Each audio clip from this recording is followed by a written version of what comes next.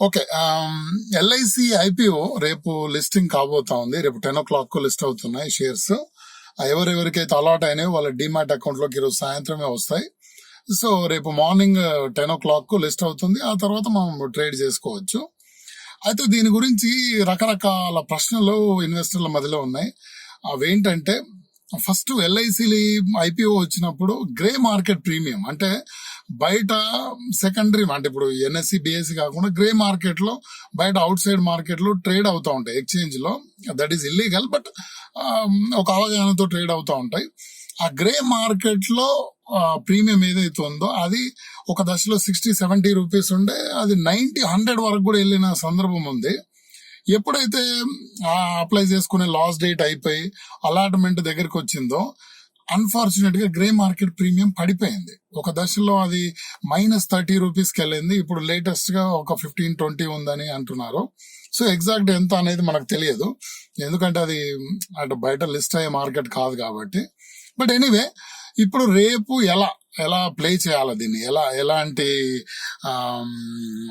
అంటే స్ట్రాటజీ ఉండాలి మనకు అనేది.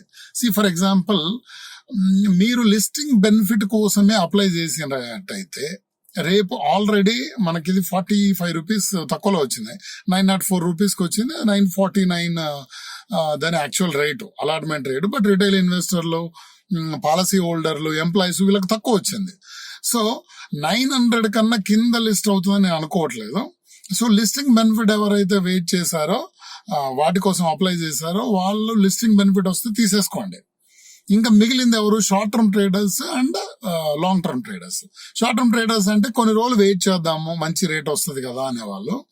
వీళ్లకు నేను ఇచ్చే సలహా ఏంటంటే 900 స్టాప్ లాస్ కింద పెట్టుకోండి. 900 కన్నా కింద వస్తే ఇమీడియట్ గా అమ్మేసేయండి.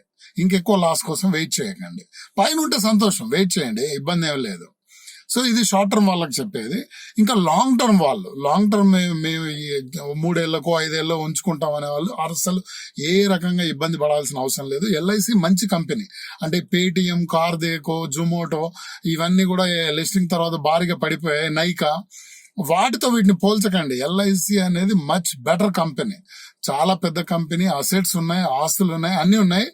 సో వెయిట్ చేయండి, లాంగ్ రన్ లో డెఫినెట్ గా ప్రాఫిట్స్ వస్తాయి. సో తొందరపడకూడదు. ఇంకో పాజిటివ్ న్యూస్ ఏంటంటే, యూజువల్ గా గవర్నమెంట్ కంపెనీస్ అన్ని ఎవ్రీ క్వార్టర్ డివిడెండ్ ఇస్తా ఉంటాయి. సో దీనికి కూడా డివిడెండ్స్ వస్తాయి. సో తొందరపడి అమ్మేసుకొని లాస్ కాకండి.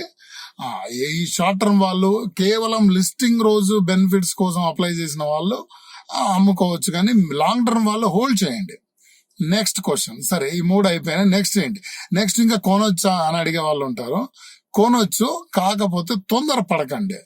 ఒక క్వార్టర్ 2 క్వార్టర్లు దీని ప్రాఫిట్స్ ఎలా ఉన్నాయి, రిజల్ట్స్, ఇప్పుడు మనకు రిజల్ట్స్ వస్తే ఈ మొత్తం దాని చిట్టా అంతా తెలుస్తుంది. ఏ రకమైన ప్రాఫిట్ జనరేట్ చేస్తుంది, కంపెనీ సైజ్ ఎంత, రకరకాల నంబర్స్ బయట ఫ్లోట్ అవుతా ఉన్నాయి. బట్ యాక్చువల్ నంబర్ ఏంటిదనేది మనకు ఒక 2 క్వార్టర్లలో తెలిసిపోతుంది. అప్పుడు కావాలంటే మీరు అక్యుములేట్ చేసుకోవచ్చు, అంటే కొత్తగా షేర్స్ కూడా కొనొచ్చు. సో అప్పుడు సపరేట్ గా నేను చెప్తాను, అడ్వైస్ ఇస్తాను అప్పుడు ఏం చేయాలనేది. ప్రస్తుతానికైతే కొత్తగా కొనకండి. లాంగ్ టర్మ్ వాళ్ళు ఆల్రెడీ ఉన్నాయి ఉంచుకోండి. మిగతా వాళ్ళు ఇప్పుడు ఇందాక నేను చెప్పినట్టుగా మీరు ప్లే చేయొచ్చు. Anyhow, all the best. Let's see, రేపు 10 గంటల తర్వాత మనకి ఏమవుతుందని చూద్దాం. దాన్ని బట్టి ఫర్దర్ స్ట్రాటజీ ప్లాన్ చేద్దాం.